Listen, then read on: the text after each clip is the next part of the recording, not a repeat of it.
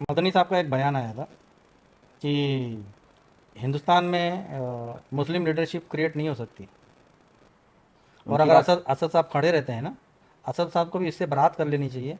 अगर वो करते हैं तो हम उनके अगेंस्ट में खड़े रहेंगे। तो ये ऐसा क्यों है मामला? मैं मतलब आपको थोड़ी देर के लिए ये बात फिर वापस समझाता हूँ कि एक आदमी तुम्हारे से अटैच है। हम्म, अब तुम्हारे से अटैच है तो तीसरा आदमी खड़ा है तुम्हारे इंतज़ार में, मेरे इंतज़ार में, कि मैं इसको कैसे हटाऊँ। अब आप है कांग्रेस, हम्म। मैं हूँ आपका कार्यकर्ता, हम्म। एमएलए, एमपी, जो जी। भी एक्स वाई जेड में उसमें। तो तीसरा आदमी खड़ा है कि इसको कैसे हटाने का, तो तीसरे आदमी को मैं उसको ब्लेम करूँगा कि साहब वो ऐसा है, वो वैसा है। ये मतलब ब्लेम करने के लिए कि मुसलमान है। अभी जो आदमी आपने बताया मदनी साहब, 101% मैं आपको बोलता हूँ कि वो कांग्रेस में होंगे। हाँ, वो तो सपोर्ट कर रहे हैं, तो तो राइट बोल रहे हैं। फिर क्या है, मैं कहाँ फिर गलत बोल रहा हूँ? तो वो अपनी जगह तो खाली करेगा ही नहीं। अब अगर एक असदुद्दीन ओवैसी अगर आ रहा है और चिल्ला के बोलता है मैं ईमान वाला हूं, तो बोलते हैं अबे गलत है। अबे गलत है तो सही कहाँ है, तो बता दूं। पॉइंट। यानी मतलब मदनी साहब को ये था कि अगर असद साहब अगर लीडरशिप में आ जाते तो हमको कोई गिनेगा नहीं। बिल्कुल। ओके। आज आप मेरे को बताए कि पार्लियामेंट में सबसे अच्छी आवाज किसकी? असद साहब। किसी और के पास क्यों नहीं? क्या एक ही मुसलमान है क्या? हम्म, बराबर। क्या एक ही आदमी को हक है क्या बोलने का? बराबर। तुमको नहीं है? तुम्हारा जिम्मा नहीं है इसका? तुम भी तो ईमान वाला है। तो मैं, मेरी जगह, मैं खा खा के, हराम खा खा के हो चुका हूं। तो मेरे पास जो है और दूसरी जगह है ही नहीं। हाँ। तो मेरे को तो सिर्फ दुम ही हिलाना है।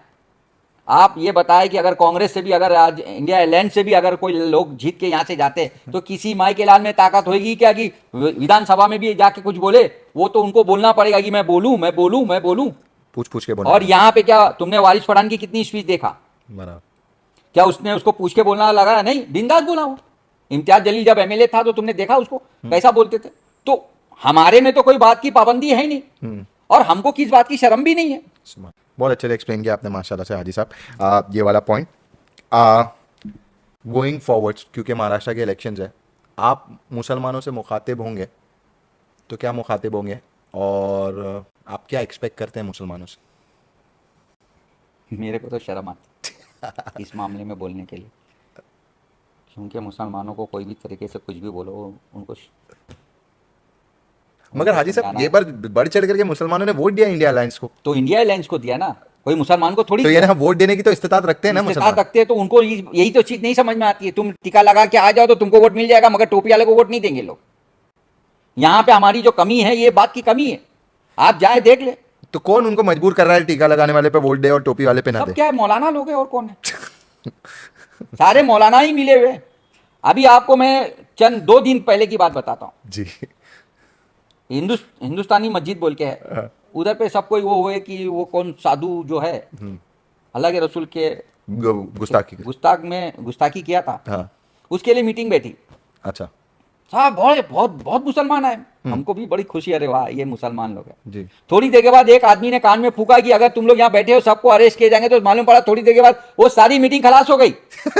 बोले क्या हुआ? तो बोले 1 हफ्ते के लिए अंदर चला जाएगा। एक आदमी 1 दिन के लिए नहीं जा रहा, 1 हफ्ते का नाम सुन के तो बेहोशी हो गई, भाग ही गया। ये कहाँ से? साहब ये बोलना चाह रहे हैं कि बुर्दीली हमारे रोम रोम में आ गई। हराम खा रहे इसके लिए बुजदिली आई है। इस्लाम के अंदर है, जो हराम खाएगा वो बुजदिली रहेगा।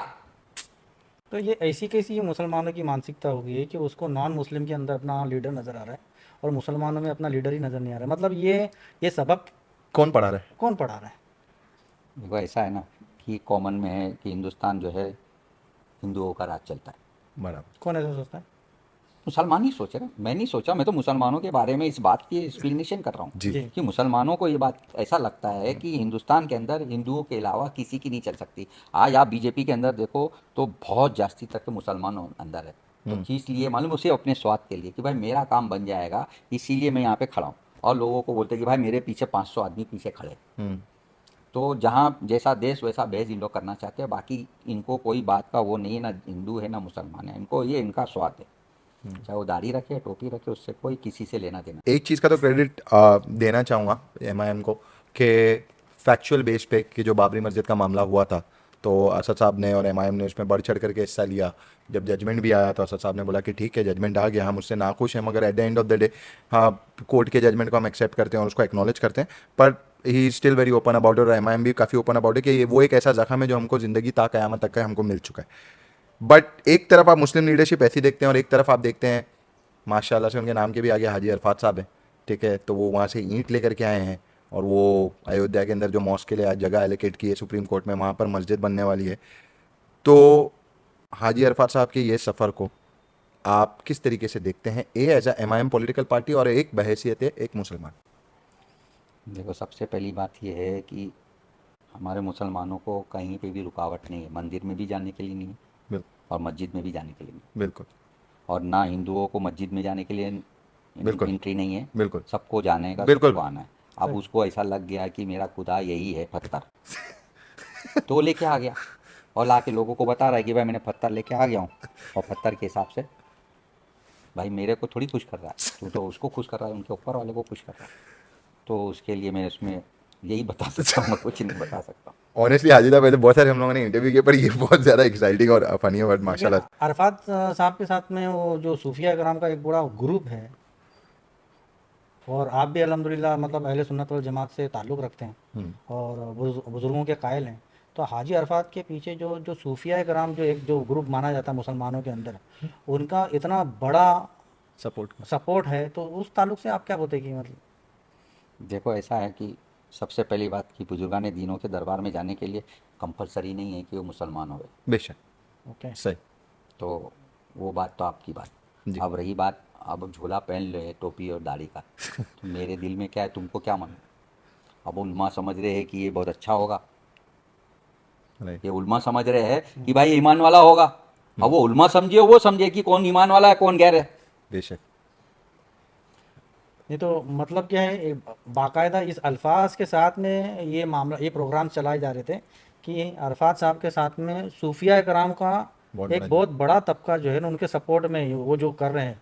तो आप ये तो बताइए कि क्या सूफी इकराम जो है, क्या वो गैर मुसलमान से ईमान में नहीं आ सकते? आ सकते आ सकते हैं ना, आ सकते ना। तो हो सकता है जो गैर ईमान से ईमान में आए होंगे और वो ईमान दिल से नहीं लिया होगा, तो यानी आप ये बोल रहे हैं कि जो अरफात बस वही जो बता रहा हूँ, साफ बता रहा हूँ।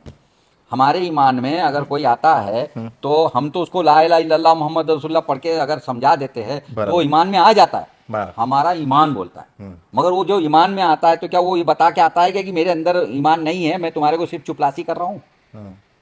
बहुत बड़ा ब्लेम डाल रहे हैं। नहीं, मैं ब्लेम थोड़ी डाल रहा हूँ, मैं बोल रहा हूँ, ये बात ही है, हक है। आप ब्लेम के ऊपर मत जाइए, आप ये जाइए कि मैं जो अल्फाज बोला हूँ क्या है। बेशक अगर मैंने आपसे कहा माजल्ला, आप बुरा नहीं मानना कि अगर समझो आप गैर है, आप गैर मुसलमान है और मुसलमान ईमान में आए, तो क्या मेरे को आपको चेकिंग करना पड़ेगा कि आपके दिल का पहले निकालो आपका दिल कि आप मुसलमान हुए या नहीं हुए बोल के? बराबर ऐसा कोई हालत तो है नहीं। तो बस फिर तो ये तो चोला है, ये पहन लिया